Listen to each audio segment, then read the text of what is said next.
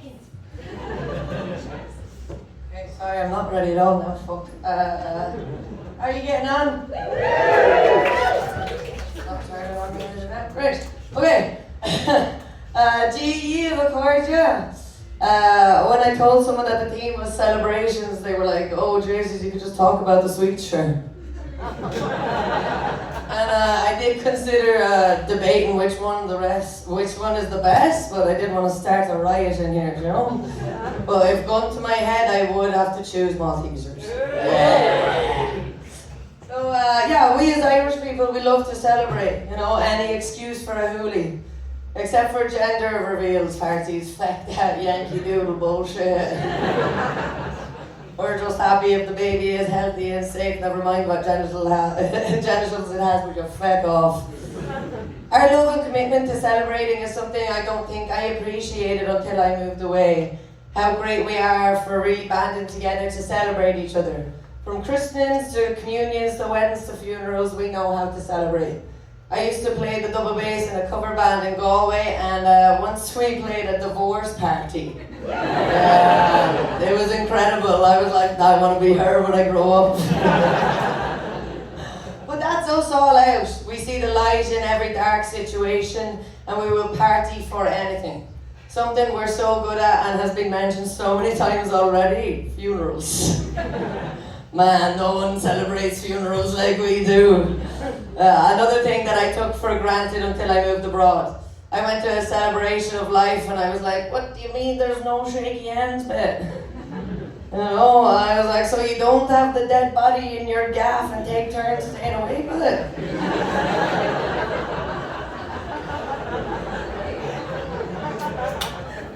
Freaks. There's a saying that a good funeral is better than a bad wedding, but I'd stretch to say a bad funeral is sometimes better than a good wedding, depending on the drama that unfolds. Also, you can't bait a funeral sandwich. Oh yeah, something about a dead body being a present makes an egg salad sandwich taste so much better.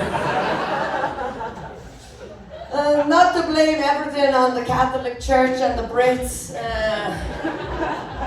but in fairness, when you just even slightly scratch the surface with a lot of things that are wrong in our lives as Irish people, it generally comes back to one or the other, or sometimes both.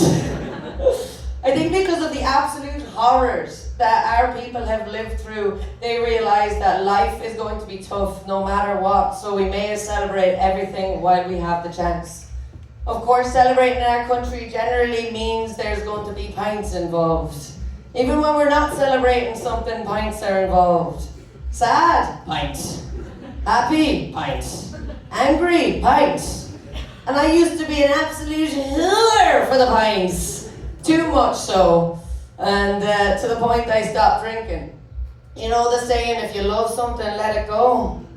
Yeah, there should be another saying, if something is making your memory completely black out, you should probably let it go. January 2nd last year, I started dry January, and that has led to being off the sauce completely. I couldn't hack the fear after the antics of New Year's, so I had to have the hair of the dog on the 1st of January.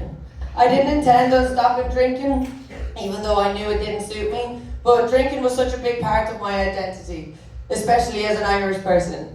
I mean, now when I tell a non-Irish person that I don't drink, it's honestly like you promised them a unicorn and you brought out a fucking donkey.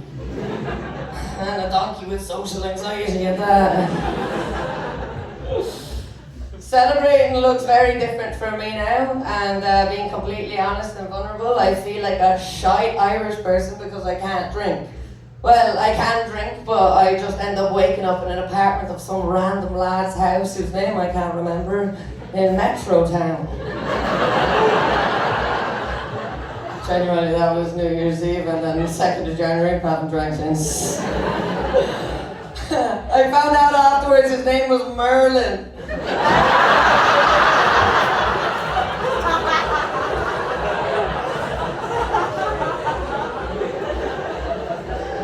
Like the fucking medieval sorcerer, like.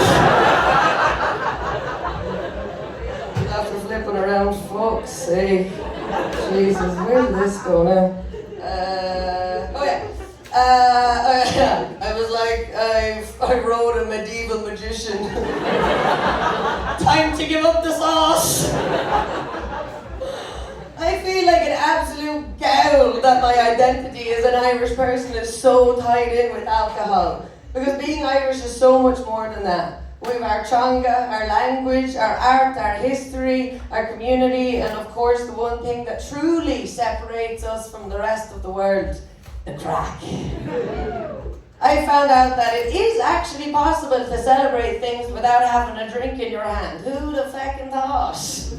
I used to think that I couldn't celebrate properly without having a drink, but actually turns out that I celebrate things so much with more intent and appreciation than I did before. Because I'm so much more present, I can focus more on the reason I'm celebrating, the people I'm celebrating with, and I'm not just focused on when the next pint is coming. After an extended dry January last Paddy's Day, I set it as a challenge to see if I could not drink. And when I didn't, I was so proud of myself. I literally said to my friend, I thought this was impossible for me. What else is possible? I reckon I could climb Everest. They were like, Cam, your fucking tits there now. I went to the Scratch in the Commodore last year, was surrounded by drunk Irish people. Maybe some of you are actually here tonight. But afterwards, I was so proud of myself for not drinking and celebrating Paddy's Day the way I had for the last 13 years by getting absolutely locked, just as St. Patrick's would have wanted. This year here was harder. The novelty of not drinking had worn off, and I wished more than ever that I could just have a rake of pints and celebrate being from the best country in the world the proper way. Yesterday, I cried on and off all day because I couldn't celebrate Paddy's Day with a pint, or 8. I felt pathetic, lonely, and embarrassed, but it made me realise how ingrained the position of alcohol is in our culture and in our psyche, which is actually very common for oppressed Indigenous people as a direct result of colonisation, which I won't go into right now because I don't have the time, but fuck the Brits. I've had to learn how to celebrate without it, and it's actually getting better because I actually get to appreciate it all and remember it all. And don't get me wrong, I love pints so much. But at the end of the day, I love my life and the people in my life. And honestly, even after a lot of therapy and work on myself, this is so hard as an Irish person to say this, especially in front of a room full of Irish people, because I have the fear that you think I have notions. But I love myself more. And if you're someone who struggles a bit with knowing when to stop drinking, like myself, and you're thinking, I could never celebrate without a pint, you can. You're a lot stronger than you think, and truly no one is more surprised than me that this wee sesh head had stopped her drinking. Also, I'll take this as an opportunity to let you know that if anyone does actually want to talk about changing their relationship with alcohol, like, look, I'm no expert, but I'm just winging it, but throw me a message on Amy Walsh Comedy on Instagram, and I'll get back to you when I can, because I'm really bad at replying to messages. Also, fucking shameless little plug for myself there. Come to my shows.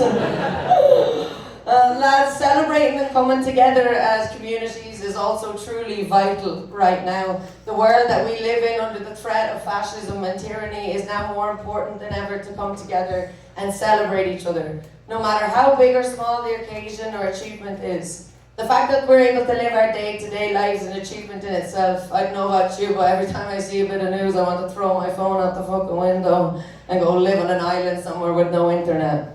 It's a scary time and it can feel lonely and hopeless, but that's what these tyrants want, to make us feel alone and that there's no hope for the future, because it's easier for them to get control that way. Divide and conquer. We're way too good of humans to let a bunch of indoor kids take us over. Those lads look like they're allergic to grass, like.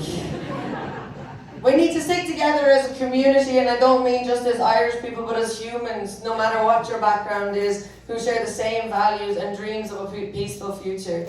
We need to stick together and truly celebrate each other's wins and have each other's backs. Rather than just thinking, oh, that's great, my friend achieved that or did that. Give them a message, let them know, because you never know how much your words of support can mean to others.